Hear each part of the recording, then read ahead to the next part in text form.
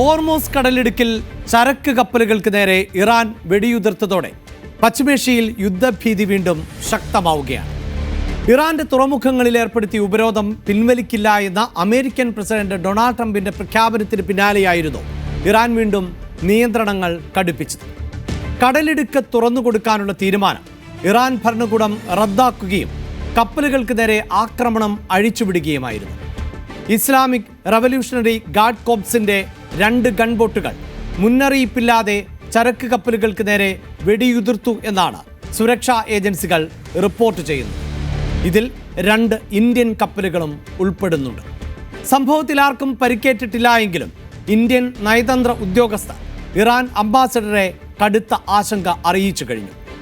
20 ലക്ഷം barrel crude ഓയിലുമായി ഇന്ത്യയിലേക്ക് പുറപ്പെട്ട super tanker Iran സൈന്യം തടഞ്ഞു. ഭാഗ്യലക്ഷ്മി ഉൾപ്പെടെയുള്ള ഇന്ത്യൻ കപ്പലുകളെ ഇറാൻ തിരിച്ചയച്ചതായും റിപ്പോർട്ടുകളുണ്ട്. കടുത്ത നിയന്ത്രണങ്ങൾക്കിടയിലും ദേശ് ഗരിമ എന്ന ഇന്ത്യൻ കപ്പൽ ഹോർമോസ് കടലിടുക്ക് വിജയകരമായി മുറിച്ചു കടക്കുകയും ചെയ്തു. ഇറാനുമായുള്ള ചർച്ചകൾ നടക്കുന്നുണ്ട് എന്നും അവരുടെ ഭീഷണിക്ക് വഴങ്ങി ഉപരോധം പിൻവലിക്കില്ല എന്നുമാണ് അമേരിക്കൻ പ്രസിഡന്റ് ഡൊണാൾഡ് ട്രംപ് പറയുന്നത്.